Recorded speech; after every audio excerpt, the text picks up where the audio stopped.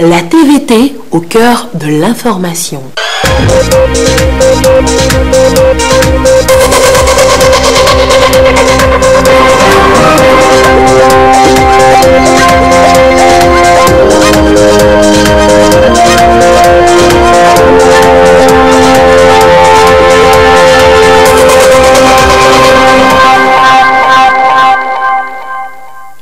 Il est l'heure du journal sur la télévision togolaise. Madame, Monsieur, bonsoir et voici les titres de cette édition. Le PND démarre officiellement demain.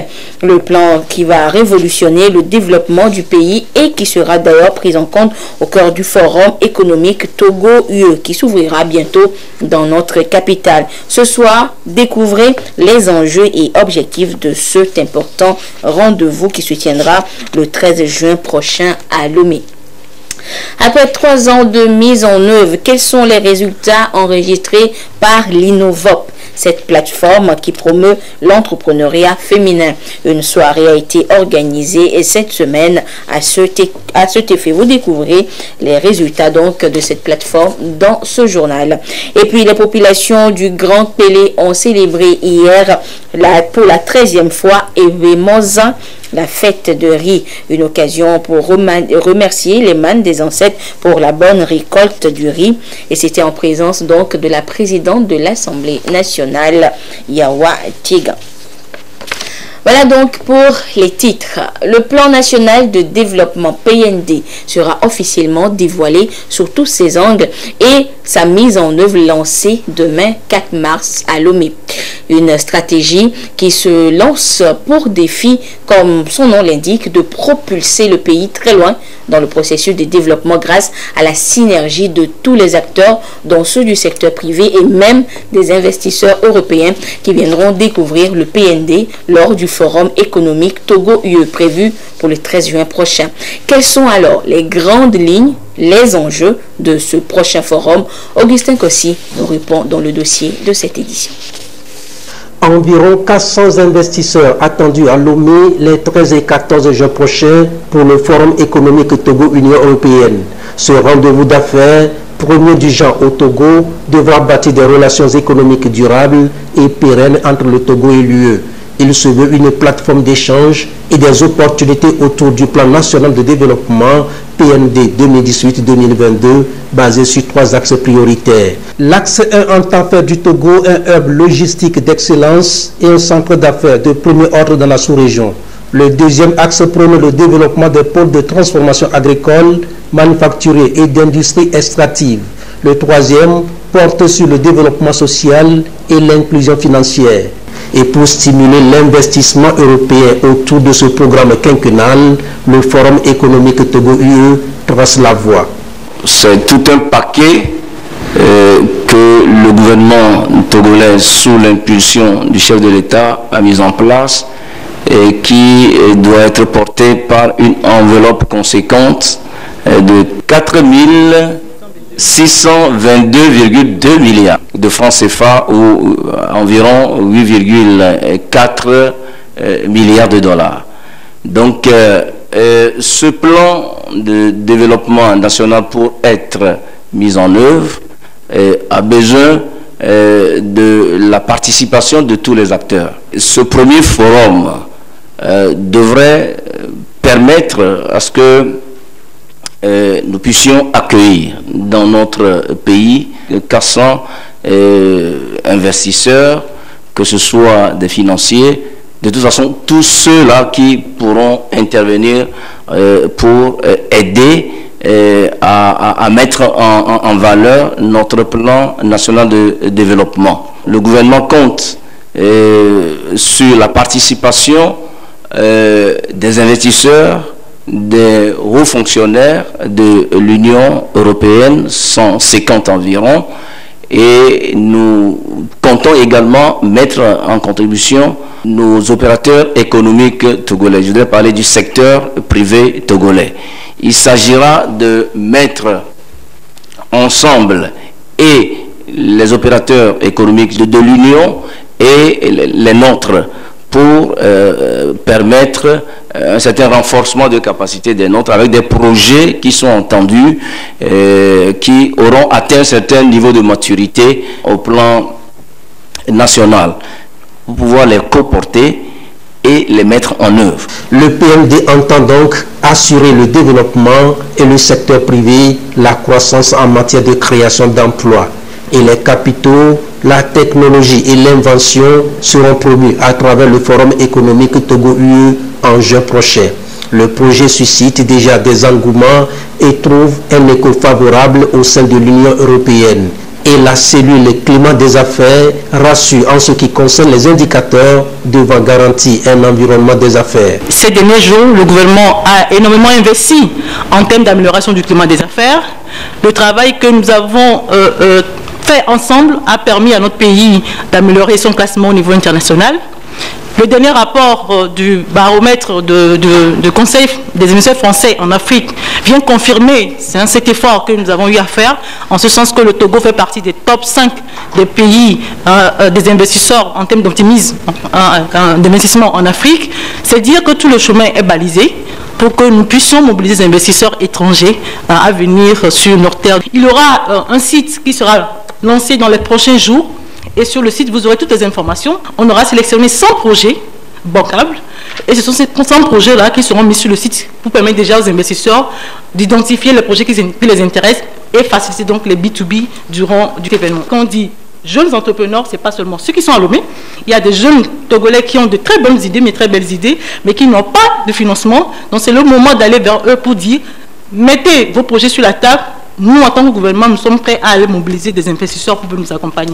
Au-delà du PMD, bien d'autres projets issus du secteur privé et de la diaspora, des réformes économiques vont être présentés. Le tout pour faciliter et instaurer un nouveau partenariat pour l'investissement et les emplois durables au Togo. Plus de 400 investisseurs issus de pays européens et de la diaspora togolaise seront donc là pour parler affaires en juin prochain. Nous le savons que ce sont les projets phares du PND qui seront mis en exergue pour financement. Mais au-delà, quels sont les autres objectifs de ce rendez-vous de haut niveau? Nous retrouvons Augustin Kossi au plus de détails. Le prochain forum économique Togo-Union européenne. Un rendez-vous d'affaires destiné à donner une meilleure visibilité des différentes avancées enregistrées par le Togo en termes d'amélioration du climat des affaires. La vision et les opportunités offertes par le pays aux investisseurs locaux, européens et à la diaspora togolaise vont être mises en avant à l'occasion. La mobilisation des investisseurs privés sera plus élevée et orientée vers les secteurs prioritaires, l'agriculture et l'agribusiness, et l'industrie avec un accent particulier sur la fabrication et l'exportation, les services à valeur ajoutée, le partenariat public-privé et l'autonomisation des femmes et jeunes entrepreneurs seront beaucoup plus prisés. À cela s'ajoute l'accent au financement de l'investissement, de même qu'au fonds de développement. L'événement est pensé pour répondre aux principaux objectifs de développement dans le cadre du PND 2018-2022.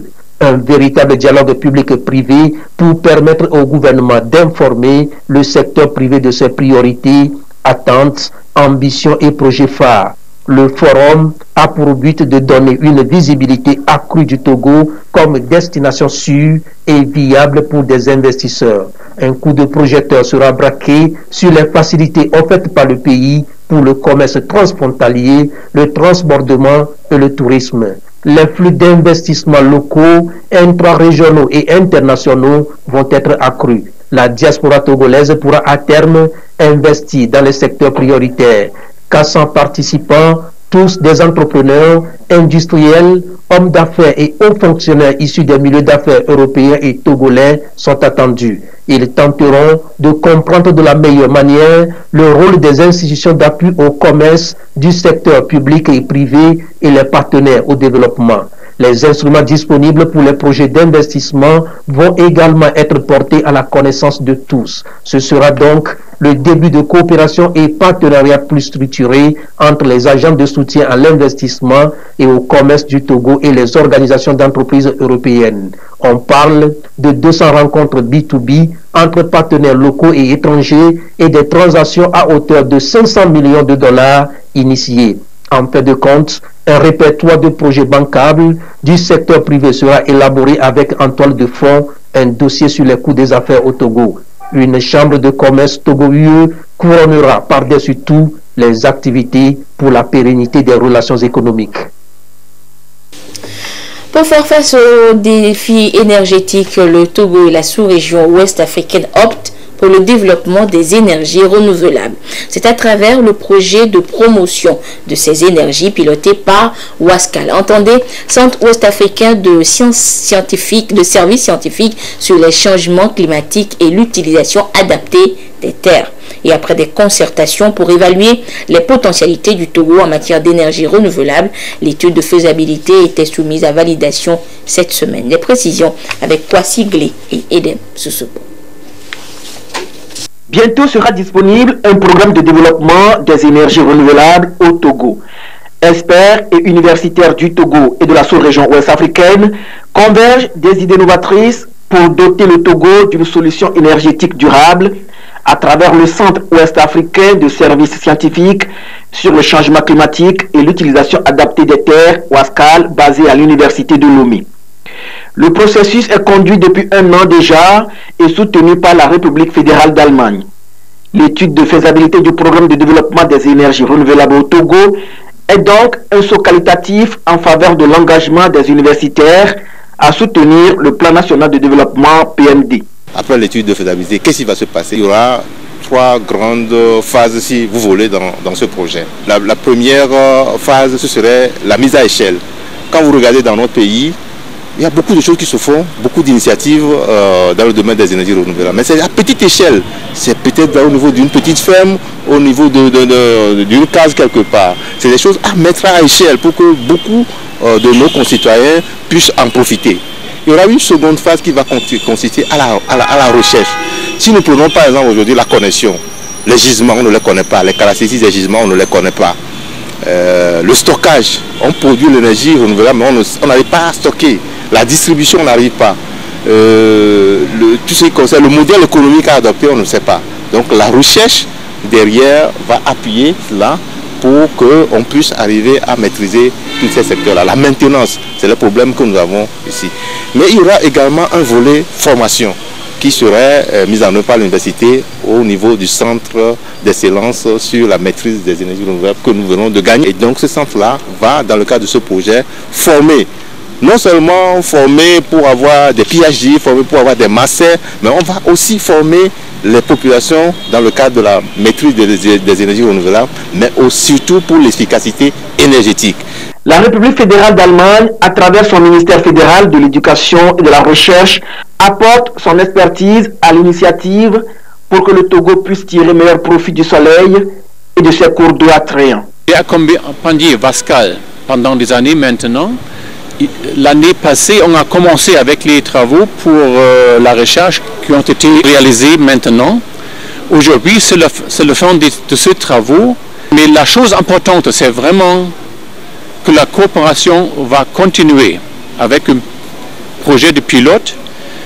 On va intégrer le projet de pilote dans les négociations entre les deux gouvernements sur la coopération germano-togolaise. Le modèle énergétique basé sur les énergies renouvelables est une réponse à la lutte contre le changement climatique, les pollutions et la précarité énergétique. Les énergies renouvelables, dites énergies propres, sont donc la solution à la crise énergétique qui secoue la planète entière. Et le Togo l'a compris. En témoigne la centrale solaire inaugurée il y a quelques jours seulement à Koutoum par le chef de l'État. Mais pas que. Plusieurs autres projets ont été initiés et mis en œuvre pour un accès facile à ces énergies propres et mettre à profit les potentiels et ressources naturelles disponibles au Togo. L'état des lieux dans ce dossier signé Kwasi Glé et Edem Soussopo. Au Togo, les défis énergétiques sont énormes et réels. Les énergies fossiles s'amoindrissent suite à la croissance sans cesse des besoins.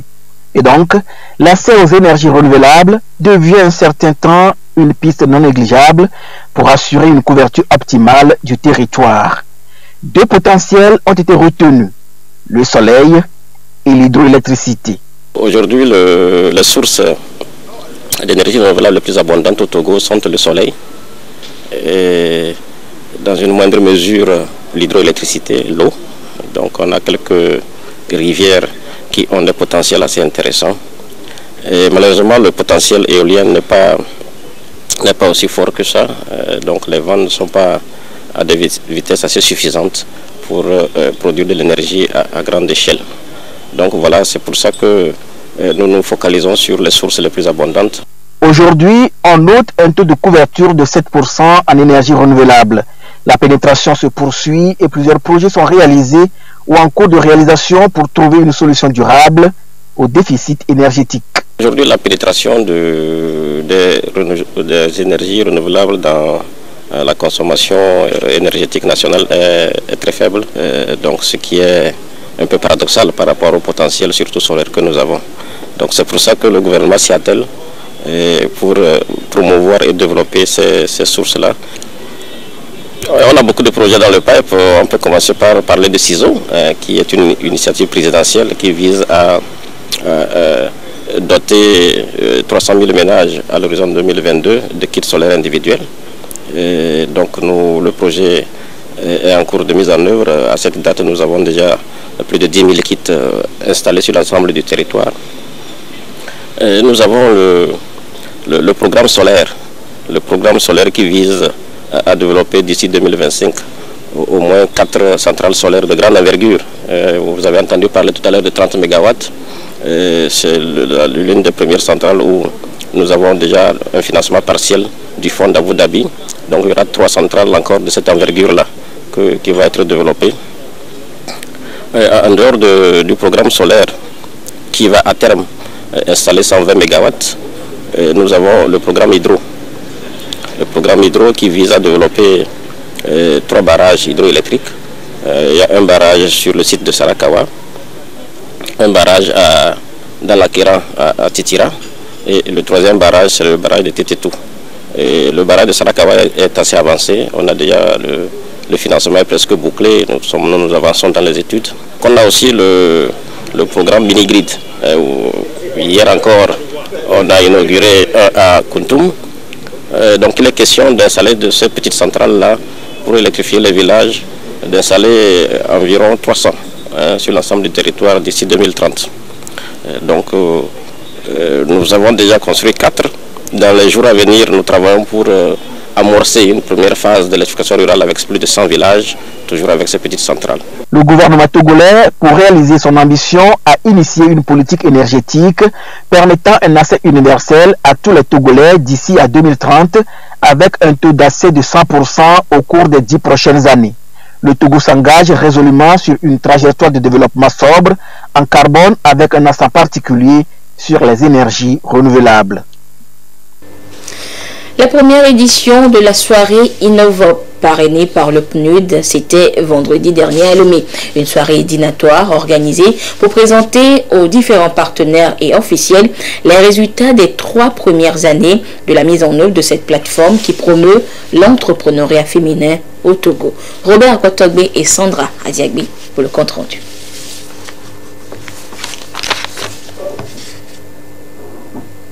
L'émergence et la compétitivité des startups féminines au Togo, le centre d'incubateur Innovop.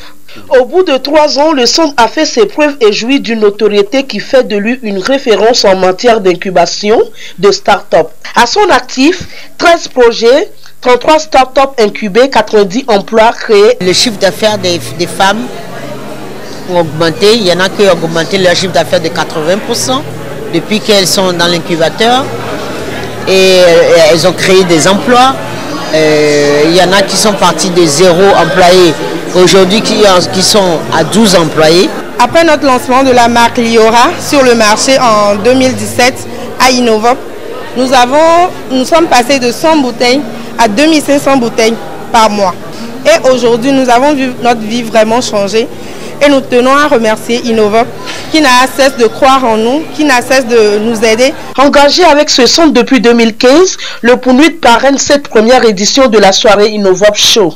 Ensemble, ils travaillent à la promotion et au développement de l'entrepreneuriat féminin au Togo. Le plan national de développement vise dans son axe 1 à faire du Togo un hub logistique.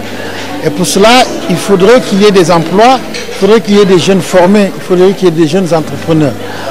L'idée de Innovop que nous avons accompagné depuis 2015 était effectivement de donner une opportunité à ces jeunes Togolaises particulièrement, d'avoir un cadre où elles vont être formées, elles vont être encadrées, elles vont être soutenues.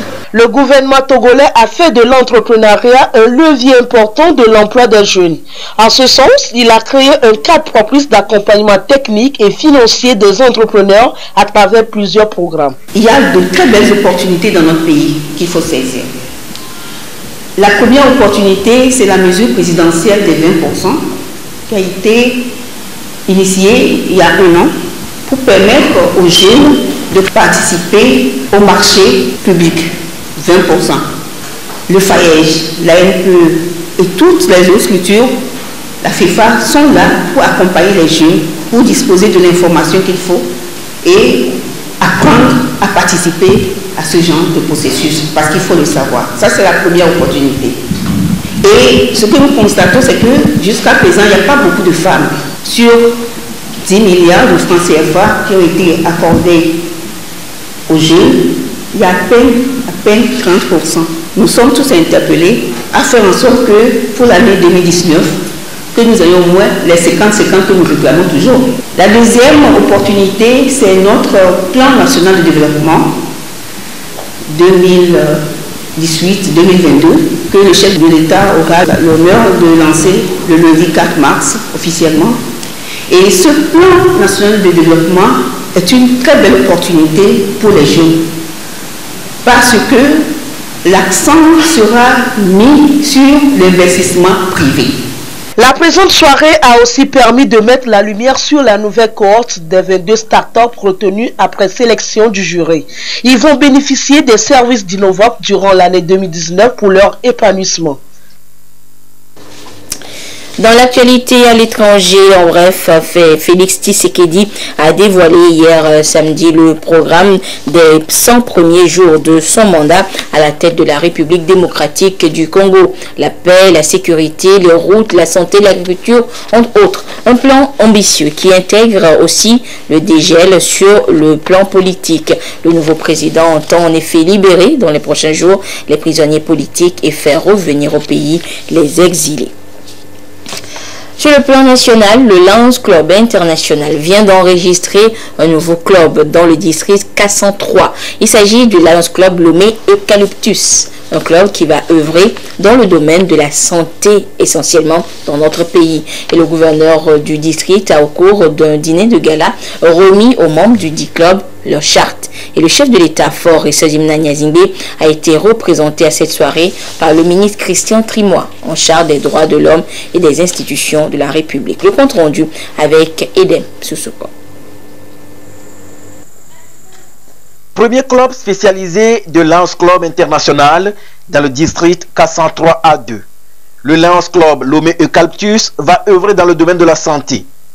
La charte délivrée par le Lions Club International a été remise aux membres dans une euphorie générale. Le Lions Club Lomé Eucalyptus reçoit ainsi son acte de naissance et donc le quitus pour mener des actions humanitaires sur le terrain. Notre première œuvre sociale, c'est la réfection d'un CMS, d'un centre médico-social à Ademavan. Nous avons constaté que dans ce centre médico-social, il y a des besoins qui sont importants et urgents. Ils ont une partie du toit qui est complètement détruite et nous entrons bientôt dans la saison des pluies. Et de plus, le bâtiment n'est pas tout à fait aux normes. Et donc, nous avons souhaité organiser ce dîner de gala aujourd'hui pour mobiliser des fonds pour que les donateurs puissent nous accorder des ressources et que nous puissions aider ce CMS. Le Lions Club Lomé Eucalyptus, qui a pour cause humanitaire prioritaire la santé, est désormais membre d'une association connectant des lions du monde entier qui consacrent leur temps et leur énergie à l'assistance des plus démunis. Pour la première fois dans notre district K103A2, qui est composé de 4 pays, le Togo, la Côte d'Ivoire, le Libéria et Sierra Leone, un club de spécialité est né. Vous savez, les lions ont comme mission d'aller là où les besoins se font sentir. Et ce club est composé en majorité de pharmaciens, de médecins, et de quelques financiers pour pouvoir réaliser des œuvres, mais tout simplement en direction de la santé. Ces nouveaux membres ont été invités à vivre pleinement leur engagement Lyon et à tout mettre en œuvre pour faire reculer le besoin et la pauvreté autour d'eux. Et cette dynamique des Lions est saluée ici par le représentant du chef de l'État, Christian Trimois, ministre des Droits de l'Homme, chargé des relations avec les institutions de la République. Une détermination qui permet aux Lions d'accompagner le gouvernement dans la réalisation des projets sociaux. Vous marquez non seulement votre engagement à œuvrer fermement et franchement avec le gouvernement, mais également vous inscrivez l'ensemble de vos initiatives et de vos actions dans le vaste champ social de notre pays, dont le développement est porté aujourd'hui par la vision du chef de l'État, son Excellence Monsieur le Président de la République, Forest Ndanya Singh. La cérémonie de ce soir n'officialise pas simplement le Lions Club Lomé Eucalyptus. Pour nous, il s'agit également de la démonstration concrète de la capacité des Lions Club à mobiliser des ressources humaines, financières dédiées à un projet, mais également de l'expertise technique pour la contribution au développement national et au bien-être de nos compatriotes. Lomé Eucalyptus rejoint donc plus de 1,4 million de membres qui œuvrent dans plus de 47 000 clubs. Leur principe est d'être des leaders dans le domaine des services communautaires et humanitaires dans le monde, et ce, depuis 1917. Au cours de la soirée, de nouveaux membres de Lions Club Lomé Saphir ont été intronisés. Direction à présent la préfecture de Pélé, où les ressortissants de la localité ont célébré hier leur aliment de base, le riz, à travers Eve Mozan. Cette 13e célébration a vu la participation des 9 cantons de la grande préfecture en présence de la présidente de l'Assemblée nationale, Yawa Diboli Tchegan. Le compte rendu avec Ekwe Salah. C'est l'une des grandes retrouvailles des filles et fils de la préfecture de Pélé pour célébrer leur local, Eve Mozan. Cette rencontre annuelle, 13e du genre, a réuni les 9 cantons de la préfecture. Yawa Diboli Tchegan, présidente de l'Assemblée nationale et fille du milieu, n'a pas manqué ce rendez-vous culturel.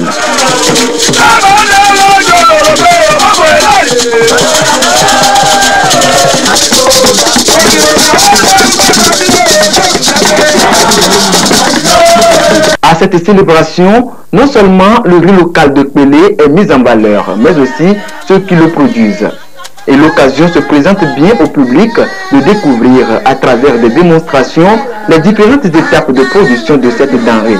Fête des moissons, Eve Mozan permet surtout aux populations de Pélé de marquer une pause après une année d'activité champêtre pour remercier les manes des ancêtres et les divinités.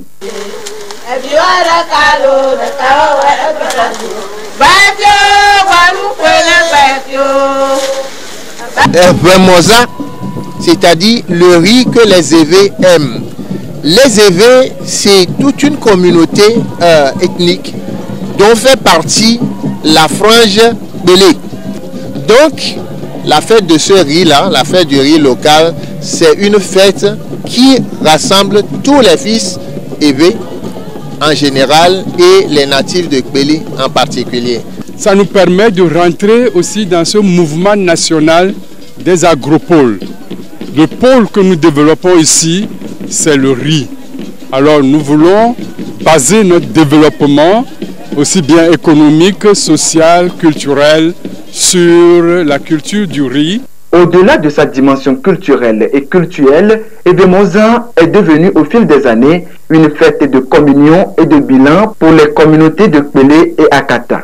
Le ministre en charge de la culture, Kossivi Egbetonyon, tout en se félicitant de la place qu'occupe aujourd'hui cette célébration dans l'enracinement du vivre ensemble, en appelle à plus de synergie pour sa préservation.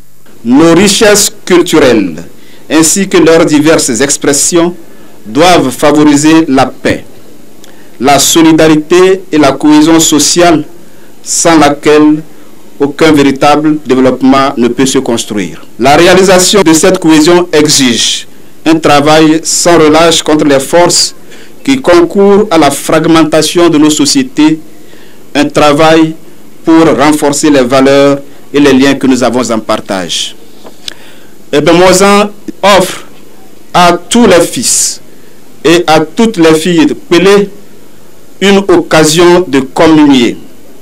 Tous les ressortissants de Pelé, de par le Togo et au-delà, étant appelés à rentrer au bercail et à apporter leur contribution au développement et à l'épanouissement de la préfecture. C'est bien là un vivant témoignage de la culture, de la cohésion sociale.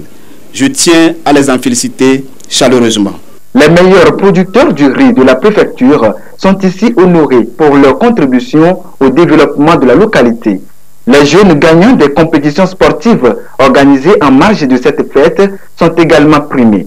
Les futures éditions de Vemozan se veulent plus créatives et plus fédératrices.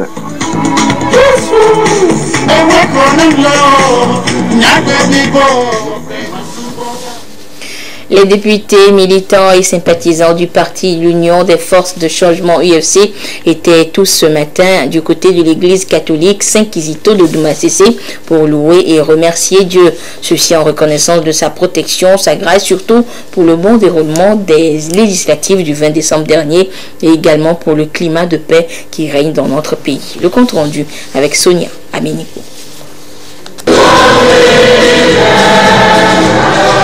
Ensemble, ils élèvent leur voix pour dire merci à Dieu Tout-Puissant. Les députés du parti Union des forces de changement UFC, en communion d'esprit avec les fidèles catholiques de la paroisse Saint-Kizito de Doumassissé, rendent grâce à Dieu pour le bon déroulement des législatives du 20 décembre dernier et surtout pour le climat de paix qui règne dans le pays. Il est opportun que nous revenions à Dieu pour le rendre grâce et le remercier pour ses bienfaits, ses hauts faits, pour nous avoir accordé ces grâces-là. Nous sommes amenés à mieux vivre ensemble. Et pour mieux vivre ensemble, nous devons nous comprendre, nous devons avoir la force divine, la force puissante, et pour que nous puissions nous comprendre. Ça, c'est nécessaire, et de manière à ce que nos travaux que nous allons faire à l'Assemblée nationale puissent refléter les aspirations du peuple. Pour ce 8e dimanche du temps ordinaire de l'année, le dernier avant le temps de carême, l'évangile est tiré du livre de Luc au chapitre 6, versets 39 à 45, occasion pour le célébrant, révérend Père Daniel Elpidio, d'appeler la congrégation à œuvrer pour la cohésion sociale et l'unité nationale. L'Église de ce jour s'énergise harmonieusement pour dénoncer tant soit peu certaines attitudes inhérentes à notre vie humaine. Chers frères et sœurs, nous sommes interpellés par la parole de Dieu en ce jour. Si ce que tu as dit n'est pas plus bon que le silence, alors tais-toi, mon frère. Si ce que tu as dit ne promet pas la valeur de la paix, alors tais-toi, mon frère. Si ce que tu as dit n'est rien d'autre qu'une parole incendiaire qui suscite une querelle instinctinale, alors, mon frère, je te supplie et je te prie de te taire, car la plus grande paix régnerait sur toute la terre si toutes les mauvaises bouches étaient cadenassées. Pas de duplicité, que ton dire et que ton faire s'harmonisent. Avant de renvoyer le peuple de Dieu dans la paix du Christ, le révérend Père Jean-Baptiste Aladé, curé de la paroisse Saint-Kizito de Doumassissé, a exhorté les députés de l'UFC à défendre à l'Assemblée nationale l'intérêt du peuple pour un Togo uni et prospère.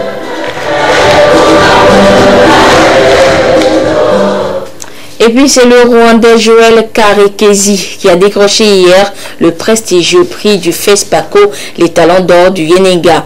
The Mercy of the Jungle, c'est le titre de son film long métrage qui lui a ouvert la voie pour succéder ainsi au Sénégalais Alain Gomis, lauréat de la précédente édition. La soirée de clôture avec Gérard Lagoudou depuis Ouagadougou.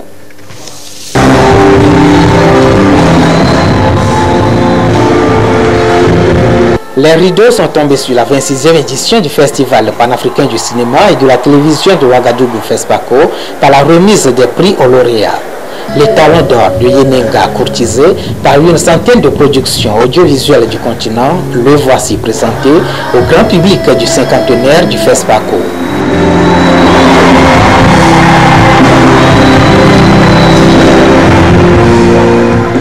Durant plus d'une semaine d'intenses travaux, la commission du jury a porté son choix sur la réalisation du Rwandais Joël Karegezi intitulé The Mercy of the Jungle. Une fiction long métrage qui retrace la vie du sergent Xavier, héros de guerre rwandais, et sa troupe qui se sont retrouvés en territoire ennemi, le Congo, hostile et réputé pour sa vasteté en Afrique. Pris en étau entre les combattants qui font rage tout autour d'eux, ils n'ont d'autre choix que de s'enfoncer dans un enfer vert. Voilà le synopsis qui a permis à Joël Karekezi de décrocher, en plus du trophée, les talents d'or de Yenenga, une somme de 20 millions de francs CFA pour succéder ainsi au double tenant du titre, le Sénégalais Alain Gomis, en 2013 et en 2017. C'est notre Afrique, elle est belle. On doit continuer à se développer, à vivre en paix. Travailler, ça finit. On doit continuer. On doit faire un autre film et revenir. Le deuxième, les talents d'argent d'une valeur de 10 millions de francs CFA, est allé à l'Égyptien Khaled Youssef pour sa réalisation intitulée Karma. Puis le troisième prix, les talents de bronze, 5 millions de francs CFA, a été remporté par le Tunisien Ben Mahmoud avec la réalisation Fatoua. Pour le perfectionnement de ces trois films long métrages primés, notamment pour le sous-titrage, l'Union européenne a débloqué une somme de 100 millions de francs CFA comme soutien aux œuvres du 50e anniversaire du FESPACO. En prélude à cette journée de clôture du 26e FESPACO, des prix spéciaux d'une valeur totale de 110 millions de francs CFA ont été remis par les institutions partenaires, l'Union européenne, l'Union africaine, la CEDEAO, l'UEMOA et bien d'autres pour soutenir le 7e art en Afrique. Le Rwanda, pays invité d'honneur et lauréat du prestigieux prix international et talon d'or de Yenenga 2019, a exprimé sa satisfaction au public à travers des prestations culturelles.